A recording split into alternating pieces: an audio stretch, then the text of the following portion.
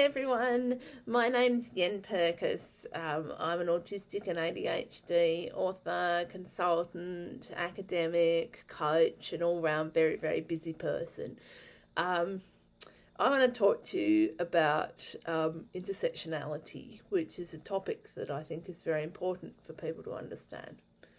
So the idea of intersectionality was devised by academic and civil rights activist Kimberly Crenshaw.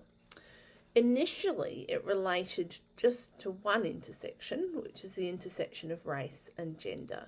And the idea was that women who are people of colour face compounded disadvantage, more so than just being a woman or a person of colour.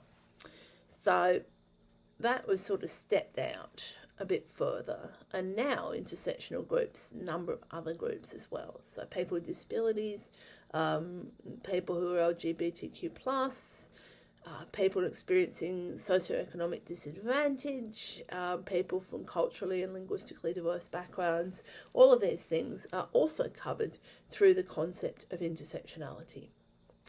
I want to give an example that illustrates this, and it also illustrates a very important related concept of privilege. So there was a video doing the rounds of the internet a few years ago that illustrated this point really nicely.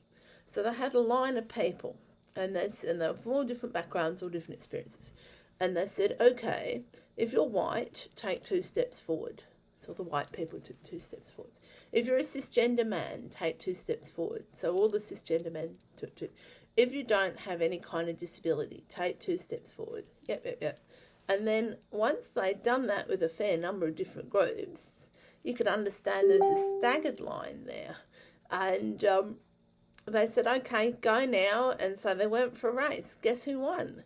Not necessarily the one who was the strongest athlete, the one who had the most or the least intersectional groups. And it just really illustrated, I thought that was a great way of illustrating it, because the sort of adverse to intersectionality is the concept of privilege. So privilege simply means you don't belong to an intersectional group. And most people, or a lot of people, have a few different experiences. So for me, I'm queer on many occasions. I'm disabled, I'm neurodivergent, I have a criminal history.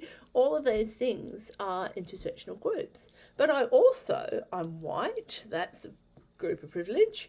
I'm quite wealthy, that's another privilege. I'm educated, that's another privilege. So it's more complex than just, you belong to intersectional groups or you don't. A lot of people are in more than one. So I guess the thing about privilege, people don't understand about privilege. When you say that person's coming from a place of privilege, they think you're criticising them. You're not. It's a description. And it basically means you do not belong to a particular intersectional group. And, so the ultimate privilege is a white, cisgender, heterosexual, abled man, basically. But privilege is not a bad thing. But it needs to be understood, and people who are experiencing privilege need to understand it. That one of the problems with privilege is that privileged people have no reason to understand that they're privileged. I know that I belong to intersectional groups because I face reactions from people related to that. Every day someone reminds me of the fact that I'm different to the others. When you are all the privileges, it's really difficult to know that you are because no one tells you. You don't face disadvantage, you don't face criticism, you don't have people telling you what you should do. So you don't know that you're privileged. The example I always use is a friend of mine who was from a refugee background and was a cis woman. And her manager, who was a white cisgender heterosexual abled man, he has putting together a speaker list for a conference that he and my friend were organising. And he gives it to my friend to have a look at, gives her the speaker list. And she looks down the list and she's like, well, you've got no women, you've got no people of colour. And this manager just looked at her and said, oh my gosh, how did you get that incredible insight? That's the thing about privilege. It's not that that manager was deliberately excluding people. He simply didn't realise that he was. It, yeah, it's interesting. The other thing is, people get very concerned about this and think that it's like giving people a hard time and that being privileged is somehow bad. And also, if you've had a hard life, then you can't be privileged. These ideas, these thoughts are not about individuals. This is sociology. This is about society. It's not about individuals. So you can be privileged and have a horrible life, or you can belong to a bunch of intersectional groups and have a wonderful life. It's not about that. It's about barriers to accessing all that society has to offer. So it's really important to remember just because someone's privileged doesn't mean they're not going to have a difficult life.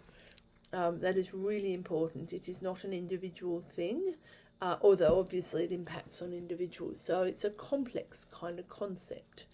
So I hope some of that is helpful. I do think it's important to have a notion and an understanding of intersectionality, particularly if you're working with people from intersectional groups and if you're working in that space, but generally just in life. And if you are privileged, there's some lovely things you can do.